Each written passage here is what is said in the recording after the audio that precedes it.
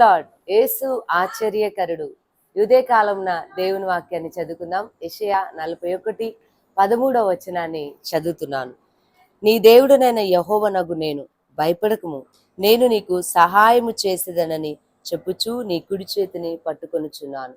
దేవునికి మహిమ కలుగును గాక.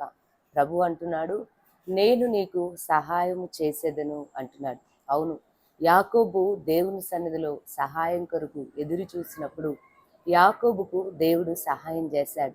దేవుని బిడ్డలారా, అరణ్యంలో తన బిడ్డ బ్రతకాలని దూరాన విడిచి ఏడుస్తున్న ఆగరుకు దేవుడు తన దూతను పంపి సహాయపడ్డాడు. ఇదే కాలంలో నీ జీవితంలో, నీ కుటుంబంలో నీవు మనుషుల సహాయము కోరి ఒకవేళ వారి సహాయము దొరకక ఈరోజు అలసిపోయావేమో.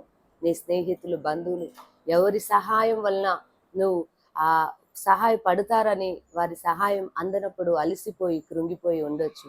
కానీ ఇదే కాలంలో దేవుని యందు నువ్వు నమ్మిక ఉంచి, ప్రభువా నీవు నాకు సహాయపడండి అని నువ్వు అడిగితే, అది నీ వ్యాధులు అయినా, ఉద్యోగ విషయంలో అయినా, వ్యాపార విషయంలో అయినా, కుటుంబ విషయంలో, ఆర్థిక దేని కొరకు నువ్వు దేవుని సన్నిధిలో సహాయాన్ని అడుగుతావో, ఆ రోజు దేవుడు యాకోబుకు సహాయపడ్డట్లుగా ఉదయ కాలంలో నీకు సహాయపడబోతున్నాడు. అది కోర్టు కేసు అయినా, హెల్త్ ఇష్యూ అయినా, ఏదైనా దేవుడు నీకు సహాయపడితే ఇక దేవుని సహాయం ద్వారా నీ హృదయంలో నెమ్మది, నీ హృదయంలో సంతోషాన్ని నువ్వు అనుభవించబోతున్నావు. కనుక మనుషుల సహాయం వ్యర్థము, దేవుని సహాయము నిత్యము నిన్ను నిలబెడుతుంది. గనక ఆయన నీకు సహాయపడబోతున్నాడు. ఇదే కాలంలో ఈ వాక్యాన్ని నమ్మి ప్రభుని స్తుతించు.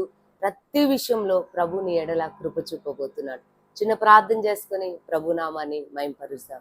పరిశుద్ధుడా స్తోత్రం. ఎంతమంది బిడ్డలైతే ప్రభువా ఇదిగో సహాయము అయ్యా, నీ వలన నాకు సహాయము కలగాలని నీ యందు నమ్మిక ఉంచి అడుగుతున్నారు అయ్యా, వారి విషయంలో నీ సహాయం ఇప్పుడే నాయన వారు పొందుకుందురుగా. ఆ రోజు యాకోబుకు నీ సహాయం ఇచ్చినట్లుగా అయ్యా, పేతురు మునిగిపోతున్న పేతురుని నువ్వు నాయన కుడి చేయి పట్టి సహాయపడి లేపి నిలిపినట్లుగా ఇదే కాలంలో ప్రభా నీ బిడ్డలు నమ్ముతూ ఉండగా వారి జీవితాల్లో, వారి కుటుంబాల్లో నిశ్చయముగా నీ సహాయం వారికి దొరుకునుగాక. నాయన నీ సన్నిధి ప్రతి ఒక్కరికి తోడుగా ఉంచమని యేసు నామంలో ప్రార్థిస్తున్నాను తండ్రి.